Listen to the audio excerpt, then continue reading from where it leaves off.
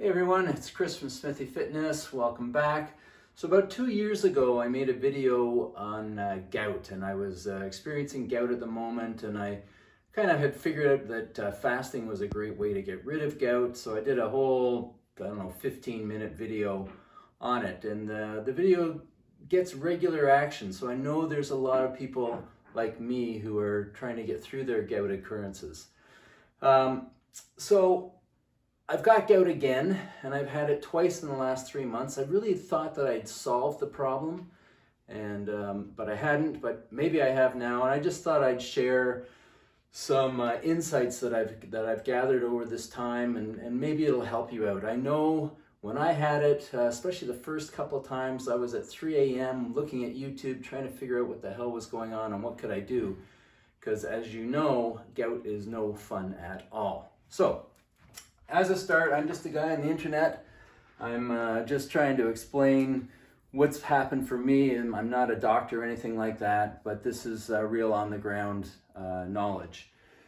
So statistically, about 20% of us will have some form of arthritis before our lives are over, and it tends to happen later in life.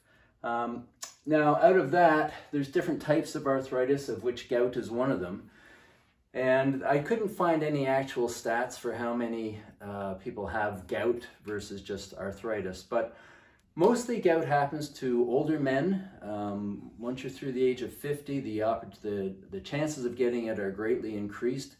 And I'm going to say it's between 5 and 10% of all men will get it at some point after the age of 50. So it's very common. When I got it the first time, I was 54. It has been in my family a bit, but not in my face. One of my brothers has had it for years and years and years. My dad got it near the end of his life. My grandmother on my mother's side, she had it, and I remember that as a kid because she lived with us and it was quite painful for her. But when I got it the first time, I didn't know what it was. My toe was swelling up, and I thought I must have stubbed my foot somehow or stubbed my toe. Ended up going to the hospital because I thought I had broken a toe. They took x-rays and the doctor came back and said, hey, you haven't broken your foot, you have gout. And I was flabbergasted. I'm a healthy guy. This is a fitness channel. There's over, 120 videos, at least 110 of them are on fitness. So it kind of blew me away. So I started the path looking for the answers, and I'm not going to go through every step, obviously, but I'm going to summarize what I've found, and hopefully it helps you. So the title of this video is Gout, is it a blessing or a curse? And how could you ever think it's a blessing? But just stay with me. The curse part, all too well. It's painful. You can't walk. You can't exercise. You've got a limp. For me, this was a big one. It's embarrassing. I think of it as an old man disease. And I'm a youthful, fit guy is, how I see myself and how I portray myself to the world and how I really am, except when this damn gout gets me. And I don't like to talk about gout in public. I'm a little bit ashamed of it, so I'm working hard to fix it, and maybe I've got something now. With this limping thing, I've also written down hip. With my last occurrence of gout, I kept going in my life. You walk on the outside of your foot so that, if your toe is the infected part, you can kind of get by. And I developed a little bit of a problem with the hip as well. So, there's all sorts of reasons to hate having it, and you really are cursed when you have it. However, there is a silver lining, and that's the blessing part. And every time you get gout, it's like it's saying, fix your diet. Fix your diet. Fix your damned diet. And this is something, we can fix our gout with the diet. It is something about the diet that is triggering the uric acid crystals that are landing in the joint and causing gout and all that pain. So the secret is to find out, what it is. Now, before I get to that, once you can find out what it is, you're going to have better overall health, better body composition, and a better life. And that's the blessing. So we can fix the damn diet and have overall tremendous health benefits. particularly if you're heavy or obese. Gout is way higher correlated with the obese as opposed to the fit. The way I see it, there's a hereditary aspect to gout. Otherwise, 100% of people would get it or 0% would get it. So some of us get it. And I just kind of looking at it in a chart, if here is the average person, and here is the amount of gout it takes to trigger, the amount of uric acid it takes to trigger gout in your body. The average person has got all this space, but you and me, those of us who suffer from gout, our gout is our uric acid levels are just below the surface. And it doesn't take much to trigger it. For me, this last time I had a beer, maybe a beer and a third. I had a bun with my hamburger, which I normally don't have. I'm very low carb, even carnivore. We'll talk about that in a second. But it was enough to put me over the top.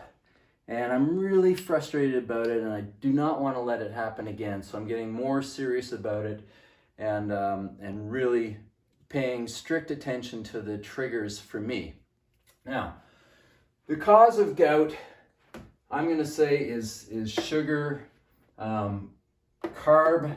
Any carb in your body is broken down into a sugar. So if you have even vegetables and fruit are bad, okay? They get turned into a sugar in your body. So I'm going to say, well, let's go through it. First of all, the easy avoids for sugar is cakes, candy, ice cream.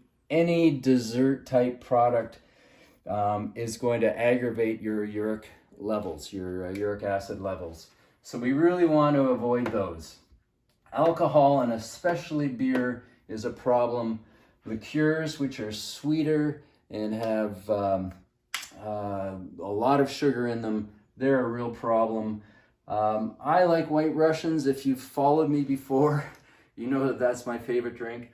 I can still get away with, say, 2 White Russians a week, but I wouldn't push it more than that. And it's when I combine it with, maybe a dessert, maybe there's a celebration of some event, and I'm coupling or stacking these bad things, that's when it triggers, even if it's not very much. And it's just the way I am. And I've inherited it, somehow I've got it, and I have to take it seriously, or else I'm going to slip into gout again and again and again. So now also, as I say here, reduce your fruit and veggies. They do get converted into sugar in the body. Sugar is the problem. I know mangoes have triggered it for me. Pineapple has been a trigger. Peaches have been a trigger. Like it was obvious when I had like 2 or 3 peaches on holiday, bang, here comes the gout. So fruit is not the angel that we're led to believe in, nor are veggies. So reduce those. Bread and pastas. I mean, I don't eat any. I eat like 0 or once in a while, half a bagel. Really got to minimize them dramatically, okay? So, and here's a new one for me, not too much protein. So I eat a lot of protein, I eat a lot of meat. Again, I'm an athlete, really. So it's important to get a lot of protein, but I think I've been eating too much. So I'm going to reduce my protein and increase the fat that I eat. Now these would be the animal fats. So that would be, like bacon, fatty steaks, butter is great, sour cream even. So increasing the fat, and for me, decreasing the protein. That's just me. It's probably not for you, because I eat, like I said, a lot, and more than 99.9% of the people on the planet probably.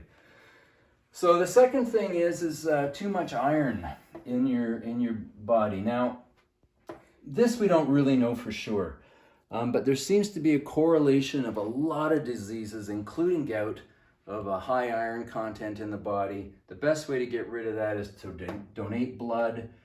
You're actually doing more good for yourself than for the recipient, or at least equal. I did a video on that. I'll link it below if you're interested. But this is important as well.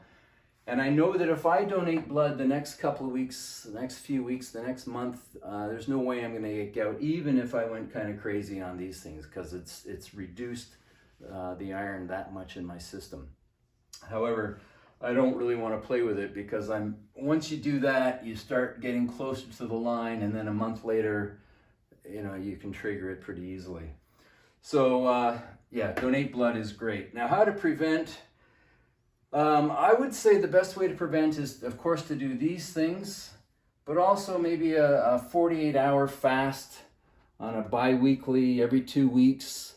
Throw a 48-hour in there just to kind of give the system a rest and a chance to eliminate anything that's accumulating in the joints. Let's put it that way. So every 2 weeks should do it. I know, listen, I'm right now at hour 48. I'm gonna go for another day. I'll go 72 hours right now to get rid of what I have. And I did a dry fast for the first 40 hours, which meant I had no water. I know that's a little extreme too. You don't need to do that.